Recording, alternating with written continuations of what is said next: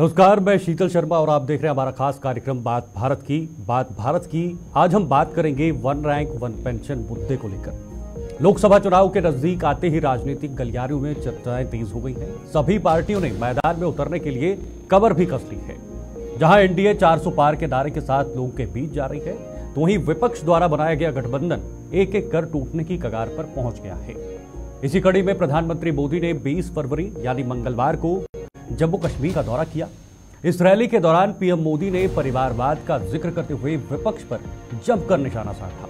साथ ही पीएम मोदी ने one rank one pension का मुद्दा उठाते हुए कांग्रेस को आड़े हाथों भी लिया है। पीएम मोदी ने कहा कि कांग्रेस सैनिकों को वन रैंक वन पेंशन को लेकर 40 साल तक झूठ बोलती रही, लेकिन बीजेपी सरकार ने सैनिकों के हित में वन रैंक वन पेंशन का मुद्दा भी हल किया, जिससे पता चलता है कि कांग्रेस हमारे सैनिकों का कितना सम्मान करती है। आपको बता दें, वन रैंक वन पेंशन को लेकर सुप्रीम कोर्ट ने मार्च 2022 में अपना फैसला सुनाया था, जिसके बाद 9 जनवरी 2023 को इस केस में तीसरा आदेश जारी किया गया था, जिसमें 15 मार्च तक राशि जारी करने की बात कही गई थी। वहीं सुप्रीम कोर्ट के आदेश के बाद केंद्र सरकार 25 लाख पूर्व सैनिकों को वन रैंक वन पेंशन देने की दिशा में काम कर रही है। सरकार ने इसके लिए तारीखें भी तय कर दी है। पहले जम्मू में रैली के दौरान प्रधानमंत्री मोदी ने क्या कुछ कहा है, वो आपको सुनाते हैं।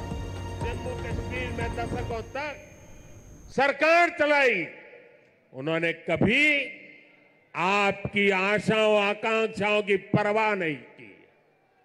पहले की सरकारों ने तो यहां रहने वाले हमारे फौजी भाइयों तक का सम्मान नहीं किया।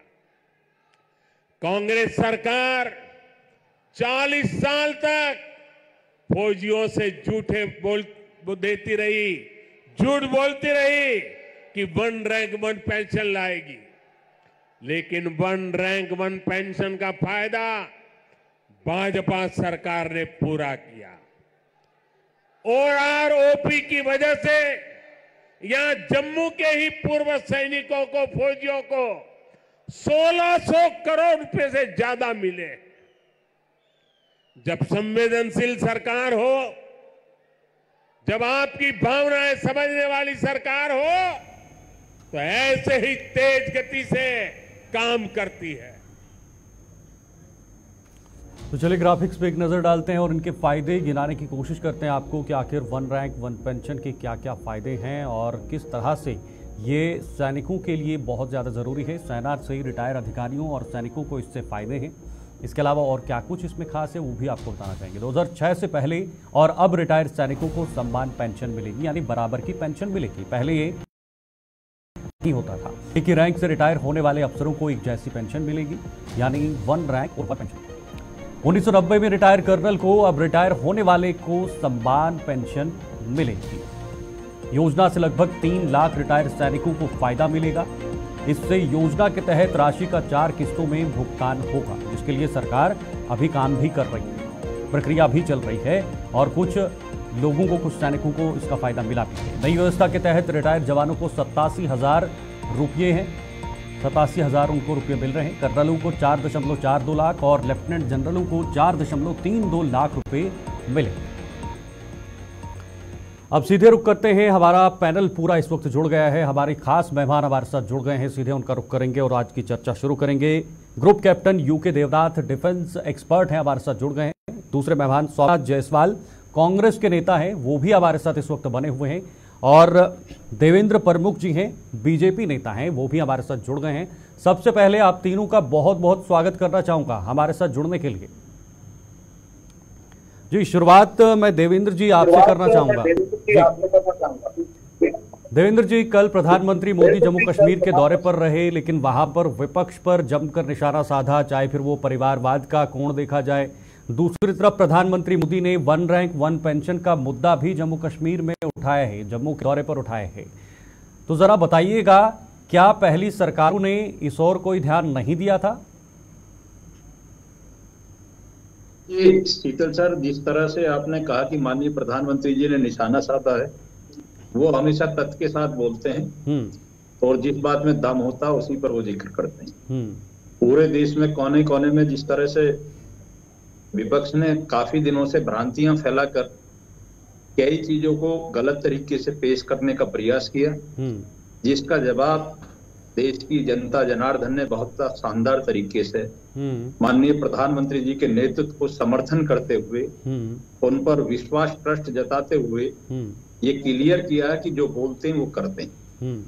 वन रैंक वन पेंशन की बात साथ साथ देश में जो चीज मिली है, जैसे परिवारवाद की बात करते हैं तो ये तथ्य पर बोलने वाली बात है कि आज कांग्रेस जो है जिस तरह से इंगित करती है, या और क्षेत्रीय पार्टियां हैं वो भी इंगित करती हैं, तो एक बार अगर आप नजर मारेंगे और नजर मारने के बाद देखने के बाद पता चलेगा कि परिवारवाद कितना है या नहीं है। क्षेत्रीय पार्टी हो या इन सब की मां कांग्रेस हो, जो लंबे वर्षों तक अपने परिवार क्यों रहे। देखिए उनकी 70-75 साल में भाजपा की भी सरकार रही है, तो अटल बिहारी की भी सरकार है, तो उनसे भी सवाल करना चाहिए ना। हमारे ही पहुंच जाते हैं, सारा बात तो पानी पी पी के प्रधानमंत्री कांग्रेस को कोसते हैं। कांग्रेस ही बनाया तो उसको बेचने का काम प्रधानमंत्री कर रहे हैं। तो सर आप तो 70 साल आपने राज किया, कांग्रेस ने इतना बड़ा सेना खड़ा किया, 70 साल आपने राज किया, आप उपलब्धियों को गिना रहे हैं तो आप ही को कोसेंगे भी। आप इसमें विफल रहे हैं, आपको ये समझना पड़ेगा। ये लोग कहते हैं मिलियन ट्रिलियन की बात करते हैं, देश को निरंतर बेच रहे हैं, 205 लाख करोड़ देश पे कर्ज हो गया। आप जवाब ही नहीं देना चाह रहे वन रैंक वन पेंशन को लेकर। सैनिकों को क्या दिया आपने, आपकी सरकार ने सैनिकों को क्या दिया, जो लंबी एक मांग पड़ी हुई थी। आज तक गारंटी की बात करते हैं शीतल जी, उनका कौन गारंटी हुआ? 2 करोड़ नौकरी, 15 लाख खाते, वो भी गारंटी था। प्रधानमंत्री झूठ के सिवा क्या परोसे हैं देश को? युवाओं को नौकरी की बात कहकर जिस तरह से सत्ता में बैठे। सर एक बात बताइए जायसवाल जी, एक जवाब दीजिए, क्या सैनिकों के लिए अच्छा कदम नहीं उठाया गया सरकार की तरफ से? ये भी झूठ है। सैनिकों के नाम पर वोट भी मांगा गया ना, तो ये झूठ है क्या? 42 पुलवामा में घटना घटा, युवाओं से कहे जो पहली बार वोट देने जा रहे हैं, पुलवामा को याद करिए। और पुलवामा में 60,000 पेज का ठीक है, किस पे आया? मंदिर के नाम पर, शहीद के नाम पर, भगवान के नाम पर जो वोट मांगते हैं, मंदिर के नाम पर, जो वोट मांगते हैं भगवान के नाम पर, जो वोट मांगते हैं शहीद के नाम पर, ये पहला देश का प्रधानमंत्री है। शहीदों देखिए अगर इस तरह से चर्चा करेंगे तो लोग नहीं समझ पाएंगे आपकी बातों को। रोकना चाहूंगा दोनों को रोकना चाहूंगा। समय दे जायसवाल जी आपको समय मिलेगा। जायसवाल जी समय दूंगा।